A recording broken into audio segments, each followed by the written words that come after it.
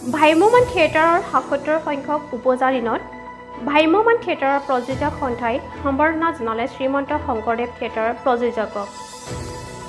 1963 চনৰ 2 অক্টোবৰ তাৰিখে জন্ম হৈছিল অসমৰ থলুৱা উদ্যোগ ভ্ৰাম্যমাণ নাট্য দল। আজি 57 সংখ্যক ভ্ৰাম্যমাণ থিয়েটাৰৰ উপজাদিনত ভ্ৰাম্যমাণ থিয়েটাৰৰ প্ৰযোজক সন্থাই শিৱসাগৰ হাঁহচৰা কুজিবালিৰ শ্ৰীমন্ত শংকৰদেৱ থিয়েটাৰৰ প্ৰতিষ্ঠাপক প্ৰযোজক বিশ্ব শইকীয়া প্ৰতিষ্ঠাপক প্ৰযোজক বিশ্ব শইকীয়াক এখন চেলেং চাদৰ সম্বৰ্ধনা পত্ৰ গামোচা ফলমূলৰ টোপোলাৰে সম্বৰ্ধনা জনাই ভ্ৰাম্যমাণ থিয়েটাৰৰ প্ৰযোজক সন্থাই। ভ্ৰাম্যমাণ থিয়েটাৰৰ উপজা দিৱসৰ দিনাই কৰোনা মহামাৰীৰ ফলশ্ৰুতিত বন্ধ হৈ থকা ভ্ৰাম্যমাণ নাট্য দলৰ ক্ষেত্ৰত পদক্ষেপ ল'বলৈ চৰকাৰলৈ আহ্বান জনাইছে শ্ৰীমন্ত শংকৰদেৱ থিয়েটাৰৰ প্ৰতিষ্ঠাপক প্ৰযোজক বিশ্ব শইকীয়াৰ লগতে ভ্ৰাম্যমাণ থিয়েটাৰৰ প্ৰযোজক সন্থাই। নাজিৰাৰ পৰা দীপক চেত্ৰীৰ ৰিপৰ্ট, খবৰ 24x7। সদৌ অসম সন্থাই আজি এটা এই থিয়েটাৰৰ জন্মদিনটোত আহি মোক ঘৰত তেখেতলোকে সম্বৰ্ধনা জনাইছে।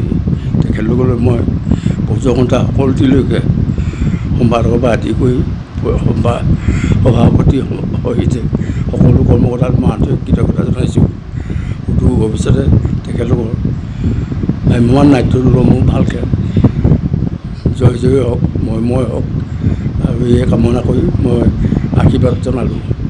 যিহেতু ৰাজ্যত এতিয়া কৰোনা মহামাৰী অতিকৈ দুখ লগা এইটো থিয়েটাৰটোতো এনেকৈ বন্ধ হৈ থকাটো আমি আশা কৰোঁ আৰু যে চৰকাৰে ইয়াৰ প্ৰতি কিবা ভাল পদক্ষেপ ল'ব।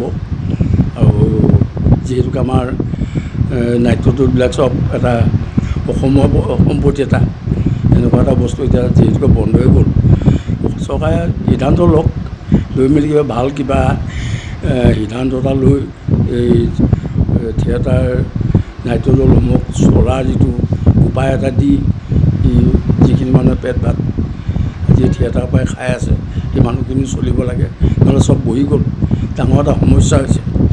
আৰু এইটো যিহেতুকে আমাৰ থলুৱা উদ্যোগটো যদি এইভাগে বহি যায় আমাৰ অসমৰ কাৰণে এটা ডাঙৰ ক্ষতি। ভাবোঁ চৰকাৰে এই ক্ষেত্ৰত চকু দিব, মোৰ অনুৰোধ থাকিল চৰকাৰলৈ। আজি এইখিনিতে আমি প্ৰথমতে ধন্যবাদ জ্ঞাপন কৰিব লাগিব আমাৰ অচ্যুত লহকৰদেৱক। তেখেতে 1963 চনৰ 2 অক্টোবৰ তাৰিখত ভ্ৰাম্যমাণ থিয়েটাৰ জন্ম দিছিল আৰু আজি সেই অনুপাতে আজি আমি তেখেতে জন্ম দিয়া ভ্ৰাম্যমাণৰ আমি 57তম জন্ম দিৱসত উপনীত হৈছোঁহি।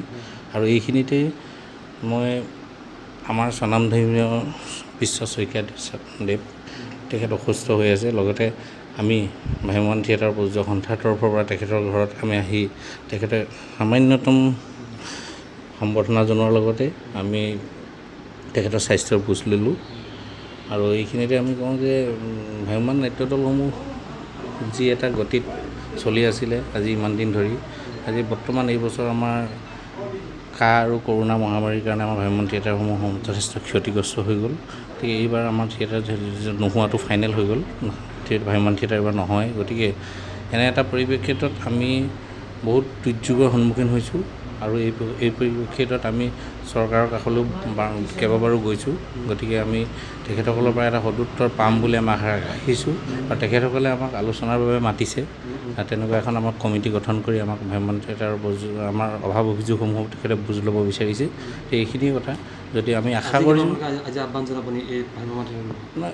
আমাৰ প্ৰতিটো ভ্ৰাম্যমাণ নাট্য দলে খুব বেয়াকৈ ক্ষতিগ্ৰস্ত হ'লোঁ আমি যোৱা নাট্যবৰ্ষত।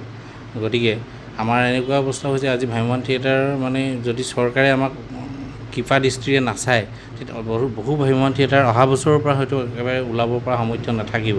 গতিকে চৰকাৰে সদুৰ প্ৰকাৰে এটা প্ৰস্তাৱ লওক যে ভ্ৰাম্যমাণ থিয়েটাৰসমূহ যাতে কিবা কৰি চলি যাব পৰা কাৰণে আকৌ আগন্তুক বৰ্ষত যাতে আমি প্ৰস্তুতি চলাব পাৰোঁ, তেনেকুৱা ধৰণে সদুৰ প্ৰকাৰে এটা কিবা নল'লে আমাৰ কাৰণে যথেষ্ট ক্ষতিগ্ৰস্ত হ'ব। গতিকে চৰকাৰৰ প্ৰতি মোৰ এটাই অনুৰোধ, তেখেতসকলে কৃপা দৃষ্টিৰে আমাক চাওক।